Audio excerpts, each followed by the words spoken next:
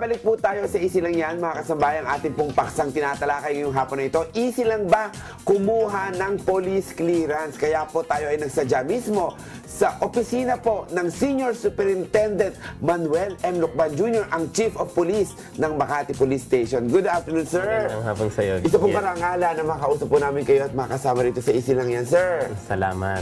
Easy lang po ba, sir? Ito na kaagad ang tanong eh. Easy lang po ba kumuha ng police clearance? Hindi lang easy, easy ang pagkuha ng police Ibig clearance. sabihin, madaling-madali. Madaling-madali. O eh, bakit po ba? Ano po ba ang silbi muna ng police clearance? Ano po ang police clearance? Ang police clearance, para masasabing ordinaryong papel ito, pero ito ang makakapag-garanti ng isang tao kung siya ba ay may kaso o wala. So ito ang magiging background na, halimbawa sa purpose ng pagpasok sa trabaho.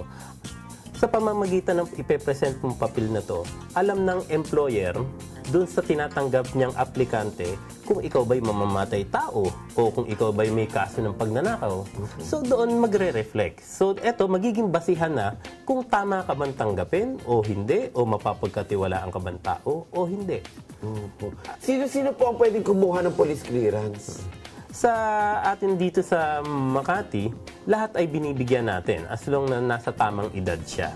At kung may sa iba't ibang purpose naman, halimbawa sa pagpasok nga sa trabaho, ito yung nakakarami na kumukuha sa atin.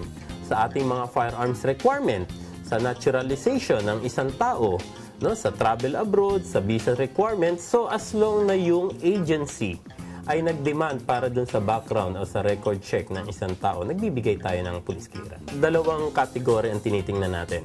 Una, yung place of residence. Kung taga Makati ka, maaaring hingang ka ng iyong employer na ang tinatanong sa iyo ang background, ang local clearance mo. So ito, magbibigay ka sa kanila based dun sa place of residence. Second din naman, dito sa karamihan, dahil naturingan Central Business District tayo, dito sa Makati.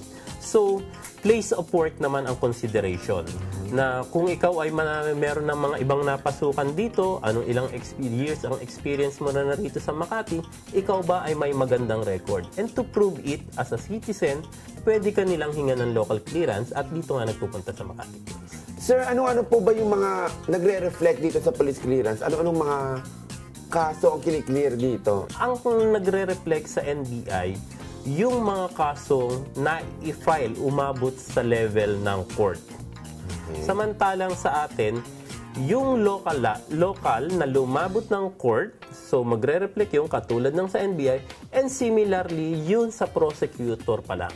Sir, halimbawa po yung kaso, may kaso ka sa barangay, di ba po, na ayos na, hindi na po ba ito magre-reflect sa police clearance? Hindi na. Kung sa fiscal naman po, may involvement ka sa kaso mo, pero natapos na at ikaw yung napawalang sala. So, ito naman ang hinihiling natin. Once kasi na ma-elevate namin sa fiscal office, automatically, lalabas na ito sa iyong record dito sa aming police clearance. Then, it's up dun sa applicant ngayon, mag-prove kung may resolution. It so happen kasi ang ating prosecutor's office and the courts, hindi na tayo napaparnish ng lahat ng resolution. So, in short, it is up to the applicant ng police clearance. Kung alam niyang may kaso siya, kaagad dalhin sa amin ang resolution at para makita natin, mag-update natin ang status ng case na formerly recorded dun sa police clearance. So, importante po na mai-update kayo? Importante. Okay po.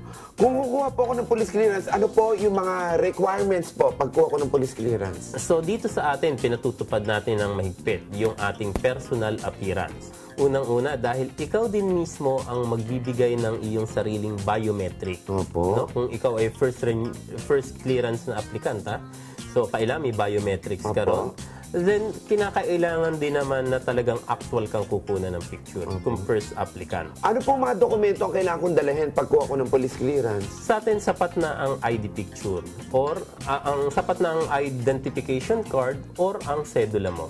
Meron po bang expiration ang pagkuha po ng police clearance? Ang lahat ng clearances ay 6 months. Magkano po ang halaga na kailangan dalhin ko ako kukuha ng police clearance? Ang normal na binabayad for employment purposes ay 150. Then kung ito ay may mga ibang mahigpit na requirement, like for example, firearms requirement, automatically ito magtataas ang rate nito. dahil nagkakaroon tayo ng mas mahigpit na pagtingin, no? Kung talagang righteous owner ka, nagkakaroon tayo ng background investigation, so ito'y nagre-rate ng 500 pesos. Yung other uses, like nang gagamitin mo to ng international, so nasa 400 to. So hanggang pababa ng pababa to, na ang pinakamababa nga, yung 200 na immigration requirement, then ang kasunod na nito yung local. Okay. So napakadali po pala talaga kumuha ng police clearance. Mamaya po, sasamahan po tayo ng ating pong kasama na napakahusay po na si Senior Superintendent Lucban para po ipasyal tayo sa step-by-step na procedure kung paano tayo makakakuha ng police clearance dito po sa Makati Central Office o sa Makati Police Station. Samahan niyo po kami sa pagbabalik po. Kukuha tayo mismo ng police clearance. Diyan lang po kayo, magbabalik pa po ang Easy Lang Yan.